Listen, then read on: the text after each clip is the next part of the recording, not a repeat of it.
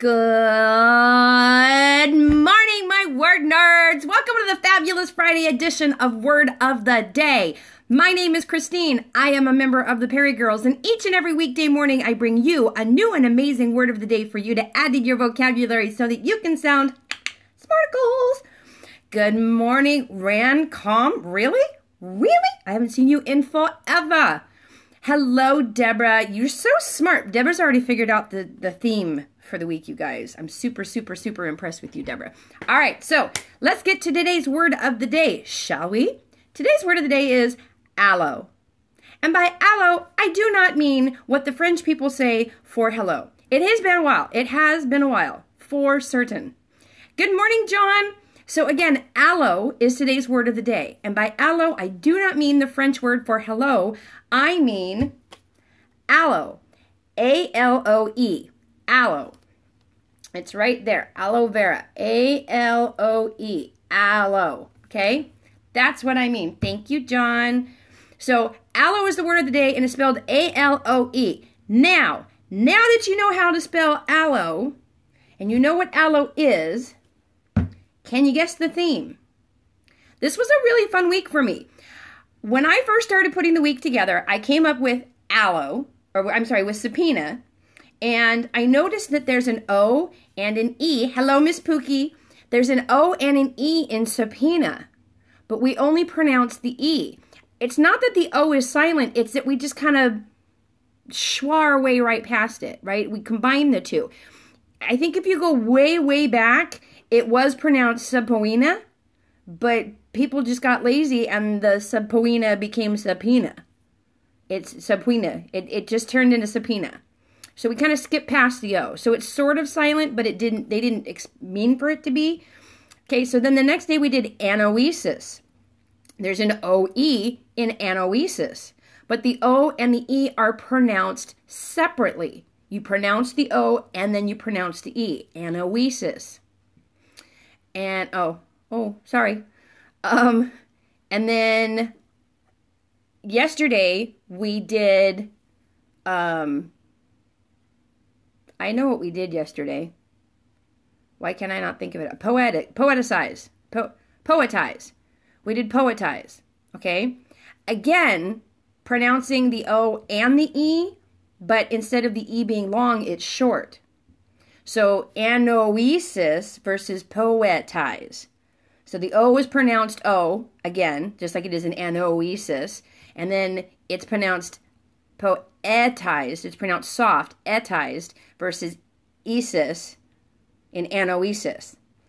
Then today we have aloe, A-L-O-E, but you only hear the O because the O is made long by the E, and then the E is silent.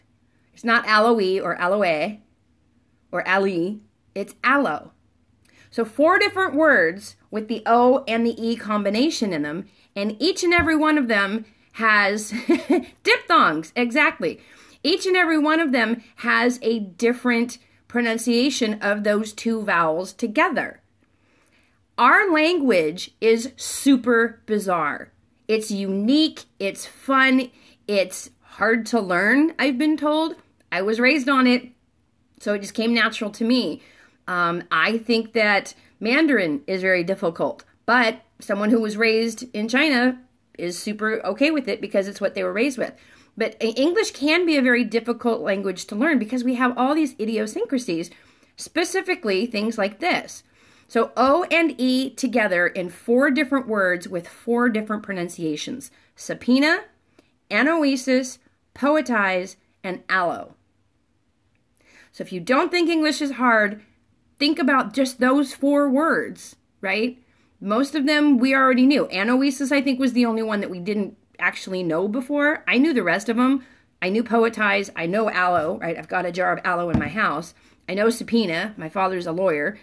So I think anoesis was the only one. But I love the word anoesis. Really had fun talking about that. But from a grammatical point of view, tonal languages are definitely harder. Absolutely. But English has rules. It's the rules of English that I think make it really difficult to learn. You know, I don't think it's I mean, people pronounce things wrong with accents, and nobody really worries about it because we know. I think we just know deep down that this is kind of a difficult language because we've got so many funky rules. I before E, except after C, unless it rhymes in A, like rhymes with, and I don't know the second half of that one. I just know neighbors and way are not I before E because they rhyme with day or something like that. Anyway, aloe, anoesis, subpoena, and poetize. Those were the 4 words I chose this week that had O and E in them. Look them up. Have some fun with it. If you want to use the word aloe in a conversation today, that's going to be super simple, right? Because if you get sunburned, or if you have a burn, or if you have a cut or something, lots of people, exceptions make the rule. Hey, when the exceptions become the rule, that's when we're in trouble, right? But yeah, have fun with the word aloe. But I really wanted to get your brains thinking about the whole OE thing. So that's kind of where I hope you take your word nerd conversations today, is talk to people about the whole English language and how you know these 4 words that all have OE in them, but they're all pronounced very differently. Okay? And it's not like there's any rules around any of those words. That's just how they're pronounced. So, alrighty? So, have a fabulous Friday, you guys. OE, use them and abuse them. I don't care. Abuse them the heck out of them because I think every word that we say, you're going to say OE words pretty much all day today.